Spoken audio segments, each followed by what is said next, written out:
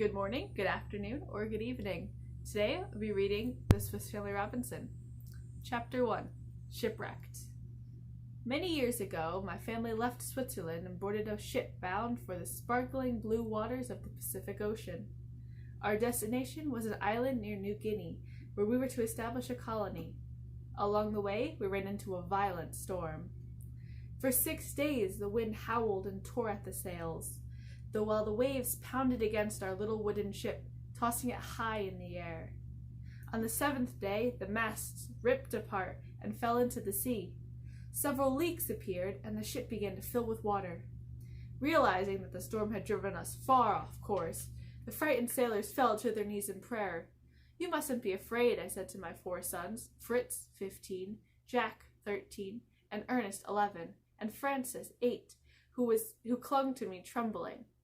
"God will save us, for nothing is impossible to him."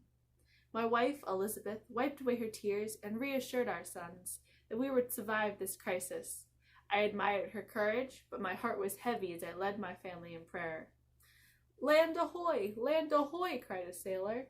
At that same moment, the ship crashed into a large rock, sending everyone on board reeling in all directions. Then we heard a loud crack, as if the whole ship was falling apart. Suddenly, the sea came rushing in. "All is lost!" shouted the captain in his booming voice. "Into the boats, men!" As the terrified sailors rushed by us, Elizabeth and the children looked at me in wide-eyed amazement. "Stay calm," I said. "There is no reason to panic. First of all, the water hasn't reached us yet, and secondly, we are near land. Wait here in the hold while I go see what is the best thing to do." On the deck, one wave after another knocked me down. When I finally struggled to my feet, I was greeted by a scene of utter disaster. The ship was completely shattered, and there was a large gaping hole in one side where the water was rushing in. The crew had just cut loose the ropes of the boat and were pushing them off into the churning sea. "Come back!" I shouted, but the angry ocean drowned out my cries. Soon the boats disappeared from sight. My only consolation was that since the ship's stern was lodged between 2 rocks, we were safe for the time being. Peering through the rain, I could make out the dim outline of land in the distance. "With luck and the change of tide, we should be able to reach the shore sometime tomorrow," I told my solemn sons while I went below. "Come, let us eat dinner," Elizabeth added bravely, sensing my anxiety. "We have a long night ahead of us." Fritz, my eldest son, who realized the danger we were in, sat up with us long after his brothers fell asleep. "I've been thinking," he said, "if only we had some life jackets, we could swim to shore." "Good idea, Fritz," I answered. "Let's see what we can find to make them with." In the kitchen, we uncovered some small wooden butter tubs. We tied these together, 2 by 2, using towels. When we were finished, we had 6 life jackets. Delighted with his accomplishment, Fritz curled up near his brothers and fell into a sound sleep. Elizabeth and I, fearing that each strange sound might spell disaster, kept a prayerful watch throughout the long night. The first rays of morning light awakened the boys, and they rushed up on the deck to see a bright sun shimmering over the Pacific. As we saw that the sea was calm at last, our spirits began to soar. "Let's put on our new life jackets and swim to shore," Fritz cried. "Maybe you can swim, Fritz," Jack answered cautiously, still shaken by the desertion of the crew. "But the rest of us can't. We'll soon be drowned. Wouldn't it be better to make a float of rafts and get to land that way?" "Good thinking, Jack," I said, slapping him on the back. "Get busy, everyone. See what you can find." When Jack opened the doors of the captain's quarters, his 2 huge dogs, Turk and Flora, came leaping out. They licked Jack's face and hands hungrily. Jack jumped up on the back of one and, holding him tightly to his ears, rode him up on deck. "Better be careful," I warned. "A hungry dog can be dangerous." "You'll be glad enough to have these dogs when we get to land," Jack replied. "They'll be great to help hunting and shooting." "Look what I found," called a voice from below. Rushing down, we saw 4 empty casks floating about in the water. We immediately fished them out and sawed them in half, making 8 tubs, each big enough to hold 1 person. I then salvaged several long planks from the hold and placed the 8 tubs upon one, nailing each tub securely to the plank. Then the boys and I nailed 2 planks on each side of the tubs, creating a narrow but sturdy boat. After cutting other planks into paddles, we lowered the boats into the water. We were ready to set sail.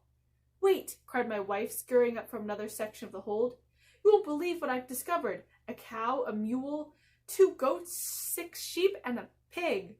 She caught her breath, then went on. "Plus hens, roosters, pigeons, geese, and ducks." "What a wonderful find!" I exclaimed. "But we can only take the roosters and hens with us on the trip." I then tucked them in the tub that already held the gunpowder, threw the pigeons up into the air, and put the other fowl in the water. The provisions filled another tub, leaving each member of the family with his own individual tub to ride in. "I shall never muster enough courage to get into one of these," said Elizabeth nervously. "Come now, dear wife, I think your tub is a better sailing ship than the wreck we're leaving behind." I took her by the arms and gently guided her into the little round vessel. "We're off!" I yelled, as we pushed away from our wrecked ship. Turk and Flora swam after us, along with all the cackling geese and ducks. The sea was calm, and the sky was bright blue, with not a cloud in sight. Paddling along, we passed chests and casks from the shipwreck and managed to seize 2 of them and pull them aboard. As we approached land, we saw that the coastline was rocky and barren on one side, and lush and green on the other. Suddenly, we hit a swift current which swept us towards the rocky coast and into a little opening between the rocks. That opening was the mouth of a small creek. Standing on the banks of the creek as it widened to a river, calmly watching our arrival, was a family of penguins, while pink flamingos soared over our heads, flapping their wings to wish us a warm welcome. "We're safe!" cried the boys, jumping out as we touched land. Elizabeth and I gathered our family around us and thanked God for a peaceful landing. Our hearts were full of joy. After unloading the boat, we pitched a tent near a brook and made beds of dried grass. Elizabeth helped us construct a crude kitchen, and she began preparations for dinner.